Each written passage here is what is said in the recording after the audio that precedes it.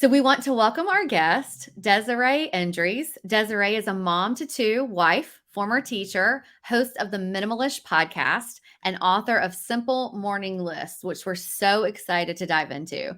After decluttering her whole home and making several life changes, she is passionate about sharing the message of minimalism and intentional living, as this movement has changed her family's life. We totally relate to it. We can't wait to dive into it. Desirae, thank you so much for being here. Yeah, thank you so much for having me. So where we like to paint a little bit of a picture as far as like where you're coming to us from. So where exactly are you today? Yeah, I am in Pittsburgh, PA, and you can probably see behind me that I'm in a basement. Literally, I'm in my basement. This is my recording studio in my basement. Mhm. But yeah, I'm in Pittsburgh, Pennsylvania. It's really nice weather today. We've been experiencing probably the best Pittsburgh weather that we'll experience all year this week. So yeah, Okay, that's nap time nice. for my youngest. Oh, That's perfect pretty much time. where I'm at. Well, what's nice probably about you having your studio in the basement is that you probably don't have to like we set up, so we have to like noise proof every time and all of that because it's also like a guest room office. So that's nice that you've got a designated space for your podcast Yeah, room. yeah. I wouldn't say it's the most soundproof, but we just do our best over here. Yeah, yeah. No, I love it, and I wouldn't have known you're in the basement. It kinda looks like the subway tile, cute kitchen wall from what I'm Yeah, s looking at, so from afar, it yeah. does.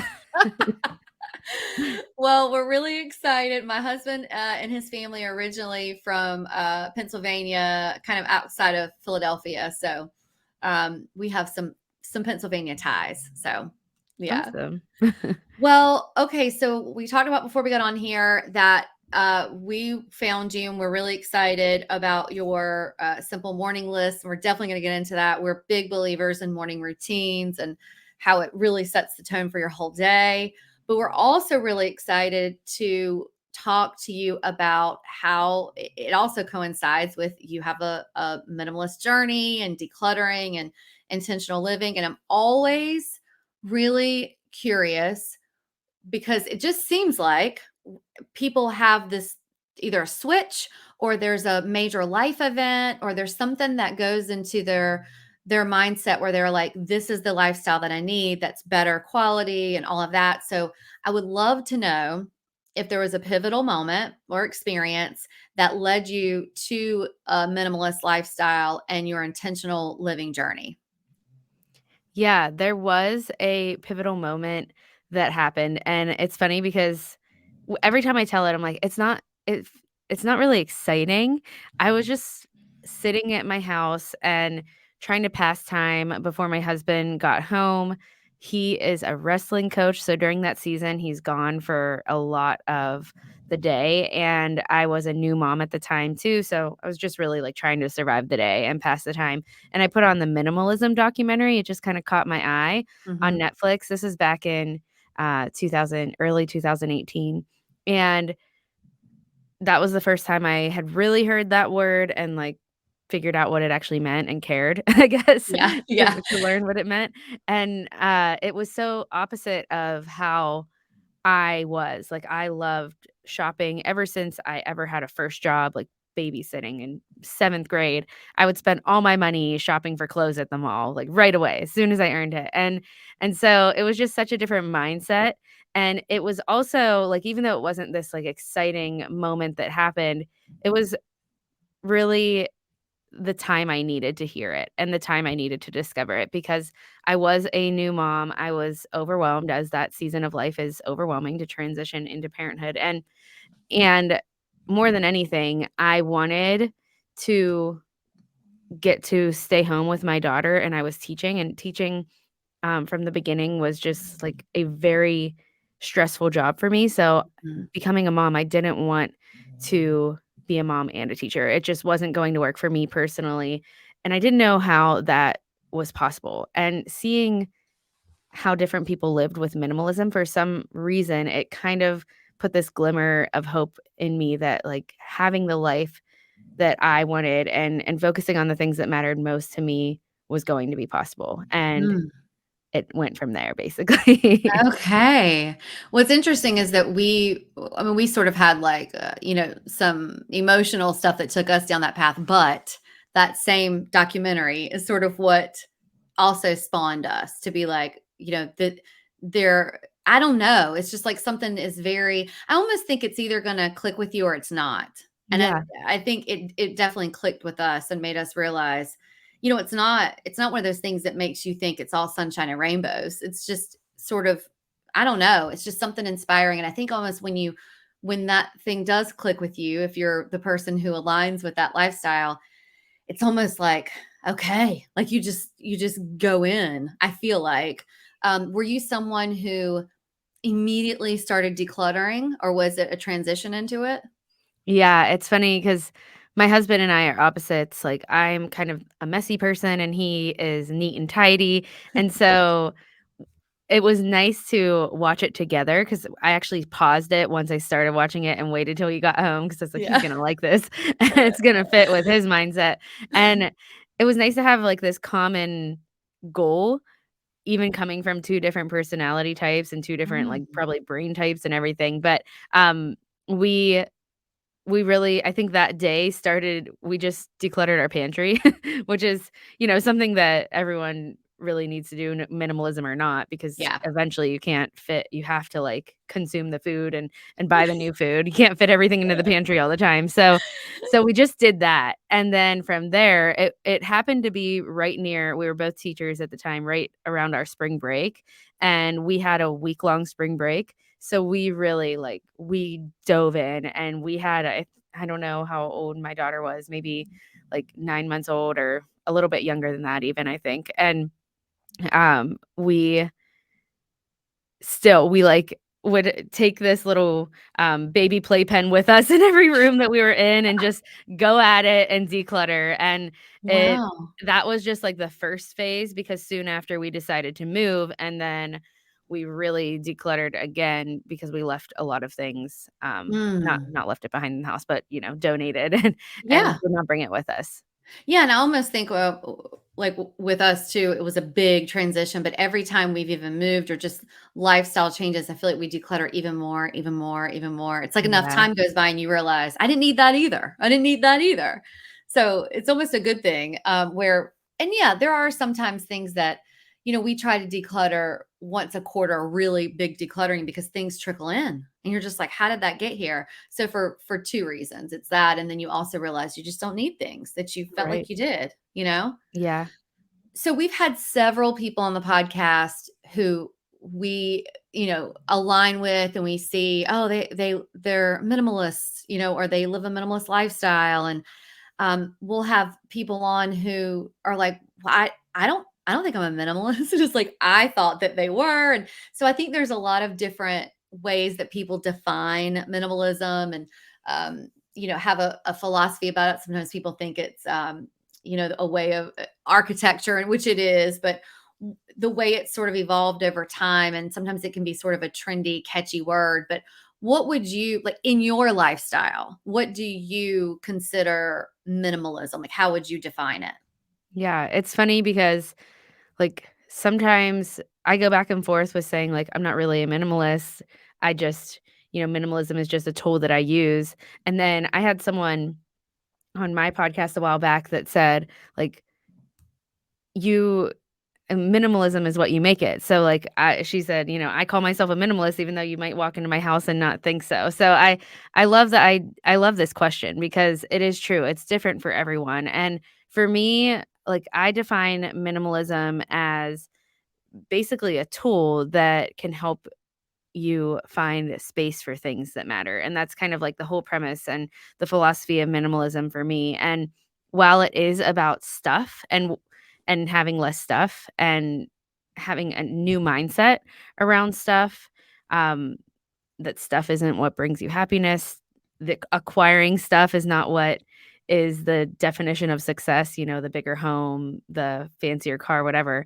Mhm. It's more so about defining your values and defining what matters to you, and then starting to kind of chip away and declutter the things that don't fit there. So whether that is defining your values, defining what matters around physical stuff and material things and going and decluttering your home, or defining your values and defining what matters in your actual life and chipping away at the things that are taking away from that. So for me, I've been on a journey, just to give an example, this year, really to kind of get rid of phone addiction and Yeah. deal with like the way that I use social media and how much I'm on there, and it's been such a thing because I use it for work, right? Social media Mhm. is part of my work, but Mhm.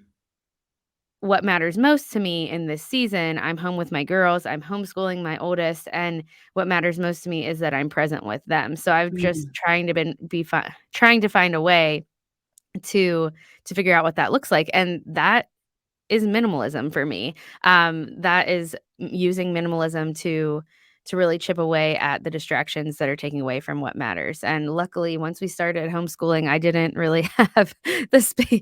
I like forget about my phone most of the day at this point anyway. So So I'm work like, itself well, I out. tried so hard the rest of the year, and now I don't even have to try because I just don't even have time for it. Right. That's interesting. I've never heard anybody say that minimalism is a tool, and you're so right. You're so right. It can easily be considered that way instead of I'm a minimalist, then you've got this persona of what people expect of you or what you're supposed to expect of yourself. But if you look at it as a tool, that's a really great way of looking at it. I think Yeah. people get really intimidated by the word minimalist or minimalism. So that doesn't make it so intimidating. I think that, if you go into it thinking, I want to be a minimalist, and this is what I did, like this, I want this to be my lifestyle.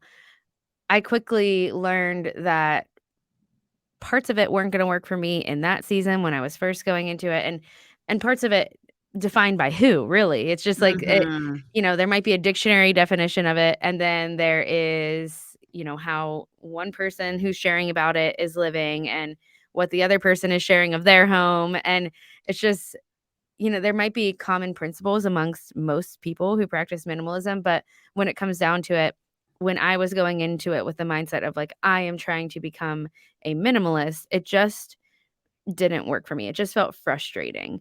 And Mm. when I more so started to think about it as, okay, how is this going to work for me? And how is this going to make a difference in my life if I just kind of use it as a tool and come back to I have like four pillars that I like to think of when I talk about minimalish living, because that's why my Uh-huh. podcast is called Minimalish. Um, and the first is living with less stuff. The second is defining your values and kind of crafting or changing your days to fit those values the Mhm. best that you can, in that season of life. Pillar 3 is to declutter your mind. So there's that aspect of it too, which Uh-huh. is probably the aspect that we'll talk about when we talk about like mornings and Mhm. reflection. And then the fourth pillar is to walk towards contentment. So I kind Mm. of come back to, okay, these four pillars, looking at what would these four pillars look like in this season? And if I'm feeling a bit cluttery in my home or my life, I go back to those four pillars and kind of use it as Mm. a tool to declutter whatever needs decluttering. Well, I love when you said walking towards contentment because that also sets it up where there's not some end goal that's supposed to be perfect, that it's, Right.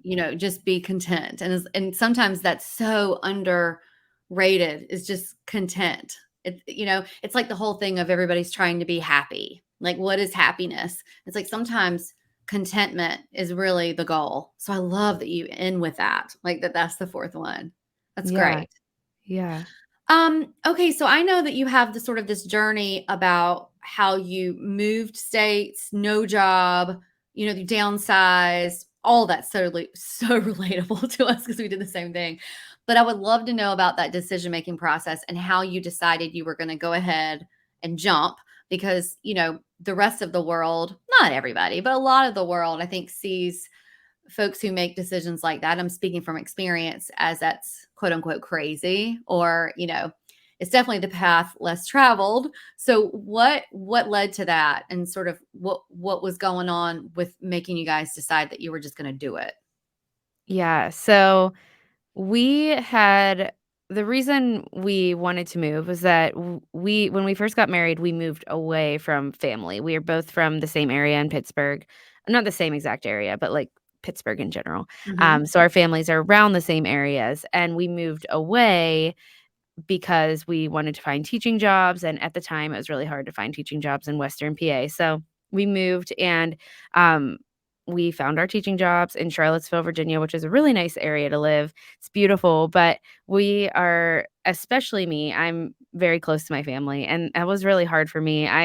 Always I grew up in a small town surrounded by my family, and, a lot of people look at that as like, "Oh, you get away from all of that, get out of the small Yeah. town that you're from." But for me, Yeah. it's like I wanted to not necessarily have to be back in the same small town, but rather just family is such a value for me. So, I really value that time that we were away, and I think it was really good for us in early marriage, and it's great to see and live other places. But every summer we would interview back in schools in Pittsburgh, and we every summer, we would think, "Okay, maybe this is the summer we're going back," and when we didn't get the jobs, we just stayed put, and we continued on the journey, Okay. and the difference this time, which it was the summer after we discovered minimalism, the difference this time was we realized, well, 1, we had a kid, so I think we had a little bit more motivation to get back towards Yeah. family for that Yeah. reason. Traveling to visit family with a baby is not as fun. Um, I'm but sure. but, the other reason is, once minimalism came into our lives, we realized we don't like, our trajectory of success does not need to be, like, acquiring the bigger house or the nicer cars. I think I said that earlier. And we kind of redefined what success looked like to us. And for us, success was living the life that was focused on our values, and family was a value for us. So we kind of looked at it and looked at, like, can we survive if we make this jump? Like, most people, they might want something, and I don't want to say most people, but people who don't go after that thing that they want. There could be several reasons, and many of those might be true obstacles, but some of them might just be kind of this mindset hurdle of, I need everything to line up for me to be able Mhm. to jump, right? So Yeah. I think that's what we had thought in the past. And what we realized this time was we more so looked at it as, if we do this, if we jump, can we make it work? Even if it doesn't work out in, like, the perfect way that we would like it to, my husband gets a teaching job at a really good school, and I am able to do some work from home things and then stay home. That's what we wanted. But even if that doesn't work out that way, will we be able to make it work? And Right. we decided that we were just going to make it work because we wanted to be back. So we actually moved in with family first, mostly because we couldn't find a house right away that we Uh-huh. wanted, so we just moved in maybe for a month or so as we house hunted, and, then my husband ended up getting a really great job, but it didn't happen until after we made the leap. The leap. Mhm. Oh gosh, that's exciting and also so scary. Yeah. But it all worked out, so that's good. Yeah, it did. Yeah, and it's like with anything, I think, you sometimes you have to take the leap, or sometimes I think when you feel like everything has to line up, you're almost not even like maybe subconsciously working against the goal happening because you're not investing to move forward in any way. So yeah, it sounds like you two really invested and then move forward, and that's really great. Yeah. So I am so excited to get into the morning routine. So the whole idea of carving out time in the morning and making it like in our world, it really just sets us up for the tone of the day, everything the way how everything works out. So I know that you came up with the simple morning list, which we'll talk about in a second. But how were you someone that once you sort of adopted sort of a minimalist lifestyle, did that come into play, or had you all along had sort of a value of mornings? Like, how did all of that come into play of you purposely reflecting on how mornings are so important? Yeah, so I it was not always a thing for me. Um, I think there were seasons where I would try to get myself to wake up earlier and, have more time in the mornings to reflect. But my husband had started a morning routine and he used, I think it was like the 5-minute journal for Uh-huh. years. So that was kind of inspiring to just watch him. But it never really was something that I was able to do. I slept past my alarms and everything like that. So, um, whenever I when we moved back, I was doing work from home to kind of make things work financially for us, and one of the things I did was I was tutoring, um, early in the morning. I was teaching English to Chinese students Mhm. virtually, and so because I had to be on the other side of the world in the Yeah. mornings, I was waking up at, like, 4 in the morning and doing that, and then, I would go from that straight to my daughter waking up as she was at like 1-year-old at the time, and I had the life that I wanted, like, we defined our values, we went after it. I had the life that I wanted, but I realized there was no real time for myself, and I was not really the person that I wanted to be in that season. Mm. I was Mhm. stressed out, I was, not finding time to grow and reflect at all, not any time to read, like, all these things, any time for movement or working out, like, all these things I wanted to do, I couldn't really find where they fit. So I was already waking up really early just by default for the job, and I started carving out a short period of time either before my classes, depending on how early they started, or like I would stop teaching in enough time to where I know for sure this is the time my daughter will at least be most likely getting up by. And I would carve out maybe 30 minutes of Uh-huh. that time. But most of the time I was waking up earlier than those classes, which was really early. So it was hard, but I was already waking up earlier than I ever had in my life to start this. And the one book that I read that really got me started was Hal Elrod's The Miracle Morning. And I Okay. started by doing his Miracle Morning, which I cannot remember off by heart, but it did involve reading, a little bit of like personal development, some kind of like either prayer or meditation, whatever works for you and your beliefs, and then movement in some Mhm. way, just like even 10 minutes of it. Mhm. And I know I'm probably butchering it because there are other things, but I eventually stopped the Miracle Morning and started kind of adapting it for myself. But that Okay. just having some type of system of what I would do in the mornings helped me start to do that, and it did involve, like, the just having time for myself with the movement and the reading at first, and then I started reflecting in the mornings as well, and, it started with some of the lists that are in Simple Morning Lists, and it evolved from there. Okay. So that sort of helped spawn you developing simple morning lists.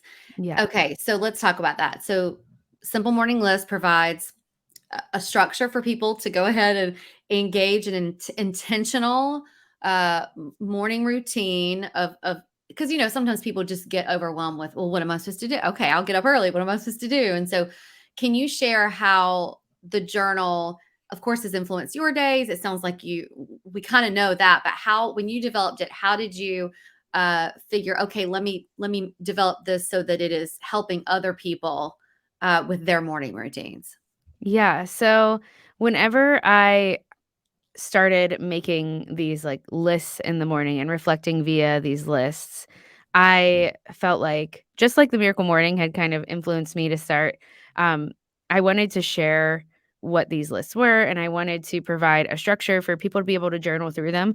Especially Mhm. I'm a huge writer. I love writing and I process my thoughts through writing, but I used to be an English teacher and I know that journaling and writing intimidates people who aren't naturally lovers of writing. And Mhm, so, mhm, because I was making, like, these lists in the morning and as I was journaling, some mornings I would, journal way more than just lists, and other mornings it was just, "Okay, these simple bulleted lists is helping me reflect for my mornings." And so, I knew I wanted to create this structure because it's like the least intimidating journal ever because it's just like you could just make a list. You don't even have to write full sentences, and yeah. it's more so, with journaling, it's more so the process. It's not about what you write, and it's not about nobody's gonna read it unless you share it with them. It's Mhm. more so about, um, the reflecting and the thought that goes behind it. So while you could write maybe, the gratitude portion of Simple Morning List, you could write down one word or a phrase. You are going through this thought process. You are remembering something that is important and valuable to you and that you're grateful for. And that is the process that's important and Mm. that makes a difference for your day. So um, that is kind of why I wanted to make this into a journal because I thought it was a very unintimidating way for people to start journaling in the mornings. Yeah. Do you find that people, and it's sort of, I guess, kind of gets into my next question about when you hear people say things to you, which I'm sure you hear, oh, but I have this going on. And it sounds like you had them going on too, but, oh, I've got to get up with the kids or I've got to get up, with the dog. And when I wake up, he immediately wants to go out or whatever it is. It's so hard to have long days. How do you encourage people? Knowing how important mornings are, how do you encourage people to stay the path and to instill in them how important mornings are to go ahead and start the simple morning list? Yeah. So I do think, everyone's life is different. And Mhm. I have been through since I created Simple Morning Lists, which I think was in 2019. So it's been a while. I have since been pregnant and I have a toddler again. And so throughout the seasons, my mornings have looked really different too. But the one thing that has stayed consistent, and I'm not saying that it's been like every single morning, I am Yeah. perfectly sitting and reflecting each morning no matter what. But the one thing that's stayed consistent is going back to this habit. And that this habit helps me have a better day with all the things around that are going on around me. And it helps me carve out a little bit of time for myself, but also focus on what like remind myself of what matters so that I'm not just getting woken up by my child and stumbling into the day and feeling, having all these demands of what come to us during the day, whether you have kids or not. Like there, when we wake up, a lot of times there's just demand after demand of our Yeah. job or whatever Mhm. else. We're serving others in some way. Um, or have some type of responsibilities to get to. So I think the main thing is the most important thing about mornings, I say, is to set up your day intentionally and to remind yourself like who you want to be in this day, Mm. what's your path, like what are you working towards, what are you grateful for, so that we can work towards that contentment aspect as well, and happiness and joy in our day, Mhm. and what really matters most. And the lists that I have in Simple Morning Lists help work towards those things. And so it doesn't have to be an hour in the morning to get to that. It doesn't have to be even a half hour. Like you can do Simple Morning Lists as even if you have 10 minutes, as much as you can to just pause and think through these things. And I Mm. know some people's kids wake up at, I don't know, 4:30, 5 in the morning or whatever else. Like I had the teaching starting at 4 in the morning. I know that. And it really doesn't have to be done by yourself even. There are some mornings still, and through being pregnant and having another child, like, it really challenged my mornings because I'm I was sure. so tired. I'm Um, sure. and this morning, actually, it's funny because this morning I slept through all of my alarms. I've stayed up late way too many days in a row, and I've woken up early every single one of those days, and today my body was like, "Nope." I somehow slept 10 hours last night, which never happens. Wow, that's My body great. just, like, That's great forced me though. into that. I Yeah. needed it. Yeah. And so I did not get, like, my alone time in the morning. But as I will get my kids breakfast or whichever one of them are up. I just, like, get them happy and what they need, and then I open my journal next to them, and I do as much as I can. If I get Mm. halfway through it only, that's that for the day. But, that's one of the reasons, like, it's undated. It's just 3 months worth of pages. You just pick up where you left off. Do So, you still use your own simple morning lists? yeah, I Okay. do. Okay. That's Yeah. awesome. Yeah. So I know that it's sort of there's different types in there, the surrender list, affirmations. Did you develop this for them all to cohesively work together? Or is it like, or what do you think, did you make it for different people? Or what was sort of the thought process behind that? Yeah, so the subtitle, I'm gonna read it so I don't mess it Mhm. up, but, it's a daily practice of letting go, getting grateful, and reminding yourself of where you're headed, so they do work together. The first list is the one that I think throws people off the most. It's called the surrender list, Mhm. and it's really just, like, letting go of things that maybe are getting to you, getting in your way in some way. For like I said earlier, when I was working towards the goal, of being on my phone less, one of the surrender things for me was, like, being present on Instagram because I felt like I had to do that as someone who, um, works online and Mhm. is communicating with people who listen to my podcast through social Mhm. media. I would just put that on my surrender list because I needed to let that go. That was not going to be an expectation for me anymore that I was gonna be present there because I need to be Mm. present other places. So, Yeah. that's just, like, one of the examples. A lot of times I would let go of, like, a fear or anxiety of something, in some way, on that list. So it's really just what do you need to let go of? So it starts with letting go of things that are getting in your way and then getting grateful again, focusing on what is already good in front of you, and then moving towards, your purpose statement and what's the most important thing to focus on in this day. So looking at where you're headed and where you want to Mm. be going. Gosh, it's so motivating. It's so great. I love it. I'm so excited that we get to present this to our audience too, and um, we're gonna definitely link it down in the show notes and all that. I want to get to your fast five questions. Yeah. So these are just this or that. It's just a way to get to know you a little bit better. So the first one is digital calendar or paper calendar. Oh, I am right now, I'm a digital calendar at the Okay. moment. Yes. Okay. All right. Number Only because it 2. gives me reminders, and I need those Right. reminders. I'm the same way. I love writing. I love writing it down, but I don't know. I just found like in this season of my life, I need the reminders because I'm going to forget. It's like Yep, I have too much going on, and what if I don't go look at my calendar? So yeah, I need exactly. the digital reminders for sure.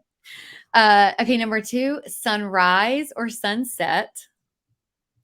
Sunset, even though Oh, we're talking about mornings. I know. I thought you were going to say sunrise. Okay. It's funny, I do mornings from, like, my basement little cubbies. I don't really see the sunrise. Okay, okay. Number 3, ebooks or a paperback book? Ebooks right now. Mhm. It really is these are, like, some seasons, They're these very questions. seasonal, very Yeah, seasonal. Sometimes I really like going to the library and, like, having an actual book and, like, that smell of a book. I don't know why, but then sometimes I'm like, I just want it, digitally, and it is interesting because I go back and yeah. forth too. Okay, number 4, nature walk or city stroll? Nature walk. Okay. And number 5, we ask this of most people. Jerry thinks it's a super interesting way to get to know people is ketchup or mustard. Ketchup. Okay. Okay. That's probably spot on for Pennsylvania, I think. Yeah, Ketchup? yeah, I've Yeah. Pittsburgh especially, Heinz, Yeah. right? Yeah. Yeah, yeah. Okay, and the question that we do ask everyone, and we think it's super important, is Desiree, what does a life well lived mean to you?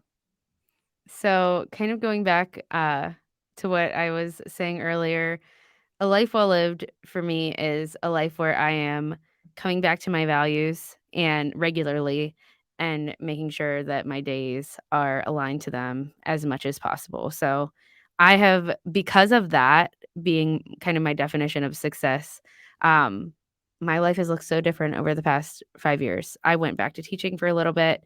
I left teaching again. Like I take a lot of risks in my career and we've taken a lot of jumps and leaps of faith even since the one that we talked about in this episode.